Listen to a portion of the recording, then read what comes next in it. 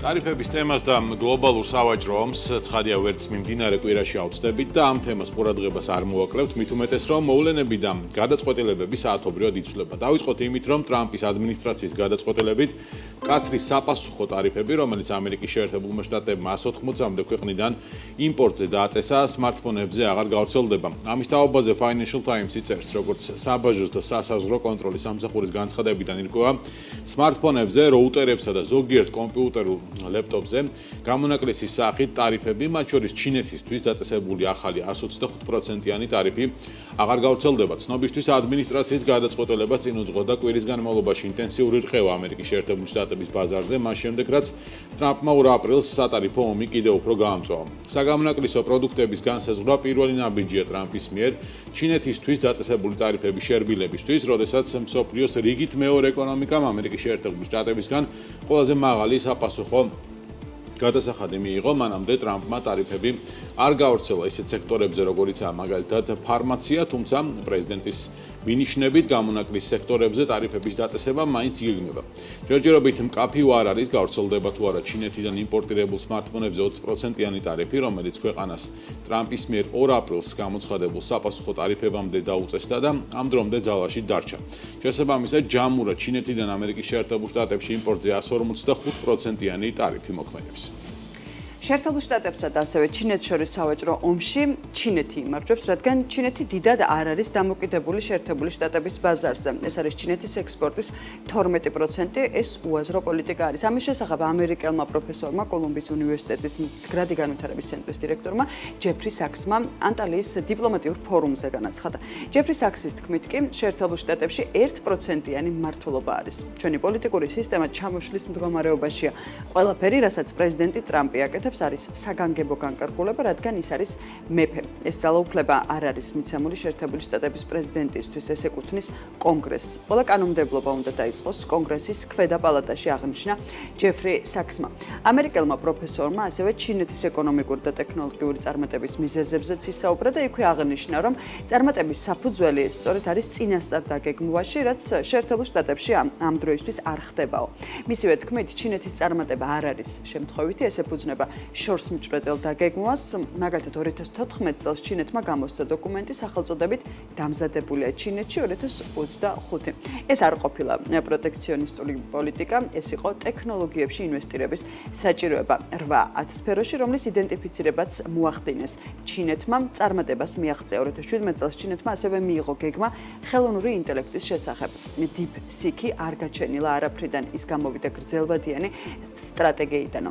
ის რაც უნდა გააკეთოს ყველა მთავრობამ და ქვეყანამ არის შორს ხედვა. ჩვენ გვყავს პრეზიდენტი, რომელსაც არ ესმის ან არადარდებს მომავალი იმავე გაგებით, აღნიშნა სწორედ პროფესორმა, ამერიკელმა პროფესორმა ჯეფრი საქსმა. ამერიკის შეერთებული შტატების პრეზიდენტმა დონალდ ტრამპმა ხელი მოაწერა აღმასრულებელ ბრძანებას, რომელიც 1 წლით ახანგრძლივებს რუსეთის ფედერაციის მთავრობის საზიანო საგარეო ქმედებებთან დაკავშირებით ეროვნულ საგანგებო მდგომარეობას. საუბარია ყოფილი პრეზიდენტის ჯო ბაიდენის მიერ 2021 წლის აპრილში გამოცხადებულ საგანგებო მდგომარეობაზე, რომელიც შემდეგ რამდენჯერმე გახანგრძლივდა. ბრძანებაში ყურადღება გამახვილებულია რუსეთის ისეთ აქტივობებზე, როგორებიცაა მცდელობები ჩაერიოს ამერიკის შეერთებული შტატების და მისი მოკავშირეების და პარტნიორების თავისუფალ და სამართლიან არჩევნებში, დემოკრატიულ ინსტიტუტებში, კიბერთავდასხმებში, დისიდენტებისა და ჟურნალისტების რეპრესიების და საერთაშორისო სამართლის დარღვევაში, მათ შორის ტერორისტული მთლიანობის საფრთხე. რუსეთის ფედერაციის მთავრობის საზიანო საგარეო მოქმედებები კვლავაც უჩვეულო და განსაკუთრებულ საფრთხეს უქმნის შეერთებული შტატების ეროვნულ უსაფრთხოებას, საგარეო პოლიტიკას და ეკონომიკას. ამ მიზეზით ეროვნული საგანგებო მდგომარეობა უნდა გახანგრძლივდეს 2025 წლის 15 აპრილის შემდეგაც ნათქვამია დოკუმენტში. და ჩვენ ახლა შეერთებული შტატებიდან ვინაცვლებთ გერმანიაში, სადაც გერმანიის მომავალ კანცლერს ფრიდრიხ მერცს ვრცელი ინტერვიუ ჰქონდა გამოცემა ჰანდელსპატთან, სადაც ქრისტიან-დემოკრატიული კავშირის ლიდერმა უკრაინაში მიმდინარე ომთან დაკავშირებით ისაუბრა და მერცი ინტერვიუს მიმდინარეობისას აღნიშნა, რომ უკრაინა ნატოსა და ევროკავშირში ვერ გაწევრიანდება, სანამ ომი გრძელდებაო. უკრაინის ომის მდგომარეობაში და ასევე ომის მდგომარეობაში მყოფი ქვეყანა ვერ გახდება ნატოს ან ევროკავშირის წევრი, ეს ეხება ამჟამინდელ შემდგენელ მომენტს განაცხადა სწორედ ამ სიტყვებით მერცმა. მან ხაზი გაუსვა, რომ დაპირება უკრაინის ევროკავშირში გაწევრიანების შესახებ, ასევე როგორც ნატოში გაწევრიანების პერსპექტივაც ძალაში რჩება. თუმცა ამის მისაღწევად ჯერ ომი უნდა შეწყდეს, ამასთან კი მერცის თქმით, რუსეთის ამტანობა არასათანადოდ არ უნდა შეფასდეს. ადამიანების დაუნდობელი განადგურება ყოველთვის რუსული პოლიტიკის ნაწილი იყო. ძნელია იმედი გქონდეს, რომ ომი თავისით დასრულდება. ქვეყნის დაღლილობის ან რეჟიმის წინააღმდეგ ამბოხების გამო აღნიშნა სწორედ მერცმა.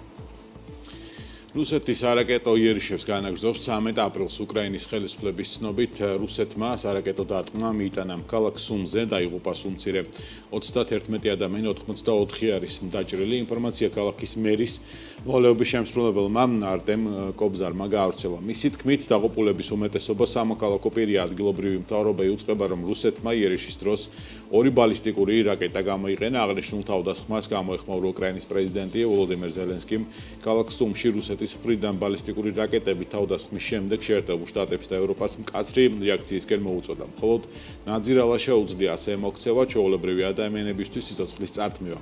სამძიმას უცხადებ ახლობლებს საჭიროა მსოფლიოს მკაცრი რეაქცია შეერთებული შტატების, ევროპის, ყველას იმ მსოფლიოში, ვისაც სურს ამ ომისა და მკვლელობების დასრულება აღნიშნა უკრაინის პრეზიდენტმა ამასთან ზელენსკის თქმით რუსეთს ომის გაჭიანურება სურს, მისი თქმით აგრესორზე ზეწოლის გარეშე მშვიდობა შეუძლებელია ლაპარაკს არასდროს შეუჩერებია ბალისტიკური რაკეტები და საავიაციო ბომბები. საჭიროა რუსეთის მიმართ ისეთი დამოკიდებულება, როგორცაც ტერორისტი იმსახურებს აღნიშნა ზელენსკი.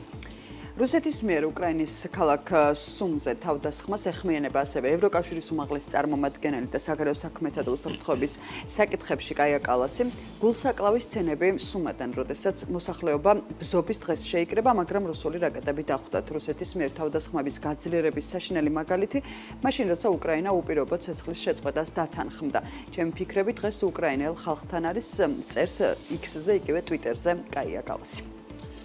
უკრაინა არასოდეს დათანხმდება რუსეთს ხერსონის, ზაპოროჟიეს, ლუგანსკისა და დონეცკის ოლქები დაუთმოს. ამის თაობაზე ამერიკის შეერთებული შტატების პრეზიდენტს დონალდ ტრამპს მისმა სპეციალურმა წარმომადგენელმა უკრაინასა და რუსეთის საკითხებში კიტ კელოგმა განუცხადა. სააგენტო როიტერის ცნობით ამ განცხადებით კელოგმა უპასუხა ტრამპის სპეციალური წარმომადგენლის სტივენ უიტკოფის პოზიციას, რომლის მოსაზრებითაც უკრაინაში ცეცხლის შეწყვეტის მიღწევის ყველაზე სწრაფი გზა ისეთი სტრატეგიის მხარდაჭერაა, რომელთაც რუსეთს უკრაინის 4 რეგიონზე საკუთრების უფლება მიენიჭება. მედიის ცნობით ტრამპთან შეხვედრაზე კელოგი შეეწინააღმდეგა უიტკოფს და განაცხადა, რომ უკრაინა მიუხედავად იმისა, რომ მზადაა აწარმოოს მოლაპარაკებები ზოგიერთ პირობაზე, რომლებიც დაკავშირებულია რიგ ტერიტორიებთან, არასდროს დათანხმდება მოსკოვისთვის 4 ოლქზე კონტროლის სრულად გადაცემას. როიტერის ცნობით ამერიკის შეერთებული შტატების პრეზიდენტისა და კელოგის შეხვედრა ტრამპის მხრიდან ამერიკული სტრატეგიის შეცვლის შესახებ გადაწყვეტილების მიღების გარეშე დასრულდა. ცნობისთვის რუსეთის პრეზიდენტი ვლადიმერ პუტინი 11 აპრილს სანქტ-პეტერბურგში შეხვდა ამერიკის შეერთებული შტატების პრეზიდენტის სპეციალურ წარმომადგენელს სტივ უიტკოფს, როგორც კრემლის პრესამსახურში განაცხადეს, მოლაპარაკებების თემა უკრაინის დარეგულირების ასპექტები იქნება.